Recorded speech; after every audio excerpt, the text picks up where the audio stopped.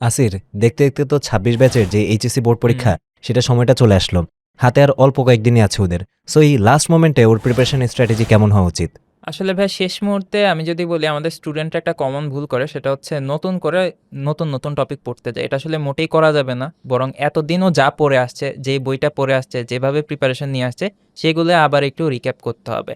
আর এখানে আরেকটা বিষয় সেটা হচ্ছে মডেল টেস্টের মাধ্যমে ওদের কিন্তু বিভিন্ন টপিকে বিভিন্ন চ্যাপ্টারে ওরা ভুল ত্রুটিগুলো আইডেন্টিফাই করতে পারবে। সো এই ভুল ত্রুটিগুলো নিয়ে ওদেরকে কাজ করতে হবে। যেই চ্যাপ্টারগুলোর থেকে ও কোয়েশ্চেন আনসার করতে পারে নাই, ওই চ্যাপ্টারগুলো আবার একটু দেখতে হবে। পাশাপাশি ওদের হাতে যে সলভ শিটগুলো দেওয়া হয় আমাদের মডেল টেস্টের মাধ্যমে, ওই সলভ শিট অনুসারে ওরা কিন্তু যেই কোয়েশ্চেনগুলো ওদের পরীক্ষায় আসছে, ওই কোয়েশ্চেনগুলো আবার একটু দেখে নিতে পারে। পাশাপাশি আমাদের যে কোয়েশ্চেন ব্যাংক আছে, কোয়েশ্চেন ব্যাংকে যে এমসিকিউগুলো আছে, সেগুলোও কিন্তু সময় ধরে আরেকবার একটু প্র্যাকটিস করে নিতে পারে।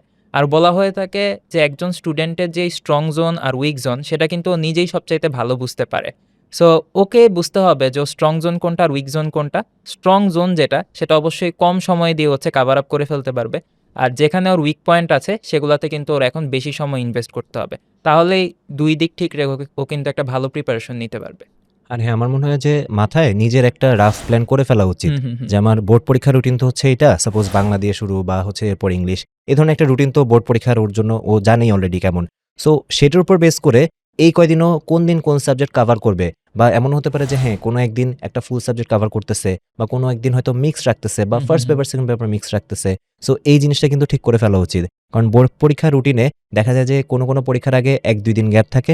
আবার কোনো পরীক্ষার আগে কিন্তু ৬-৭ দিনের একটা গ্যাপ পড়ে যায়। সো সেভাবেই কিন্তু ওর স্ট্র্যাটেজিটাও ঠিক করা উচিত বা এখন হচ্ছে কিভাবে রিভিশনে হুম, কতটুকু হুম। সময় দিবে কোন পেপারের পিছনে সেটাও ঠিক করে ফেলা উচিত। আর এখানে ভাই আরেকটা বিষয় সেটা হচ্ছে যেই সাবজেক্টগুলা বা যেই চ্যাপ্টারগুলো হচ্ছে কিছুটা মুখস্থ ভিত্তিক, ওগুলো আসলে পরীক্ষার ইমিডিয়েট আগে দেখার প্রয়োজন পড়ে। সো ওগুলা যেন ওরা আগে দেখে সেটা ওদের প্রতি একটা পরামর্শ থাকবে। না হলে যেটা দেখা যায় যে এগুলা কিন্তু জাস্ট পড়ার উপর ডিপেন্ড করে। যে যারা হয়তো ভালোমতো একটু পড়ে যাচ্ছে মুখস্থ ভিত্তিক চ্যাপ্টারগুলা, ওরা পরীক্ষা আনসার করতে পারছে। যারা হয়তো পড়ার সময় সুযোগ পেল না, ওরা তো আনসারই করতে পারছে না। সো এই জায়গাটা যেন ওরা মিস না করে, যে যেই টপিকগুলা হ্যাঁ ম্যাথমেটিক্যাল টপিকগুলা ওরা হয়তো একবার দেখলেই পারবে বা একদম ভাস্ট পড়াশোনা করা লাগতেছে না পরীক্ষার ইমিডিয়েট আগে। বাট মুখস্থ ভিত্তিক টপিকগুলো যেন ওরা অবশ্যই দেখে যায়, যেন পরীক্ষার হলে অ্যাটলিস্ট ওগুলো আনসার করে ভালো একটা নাম্বার ক্যারি করতে পারে। এক্সাক্টলি।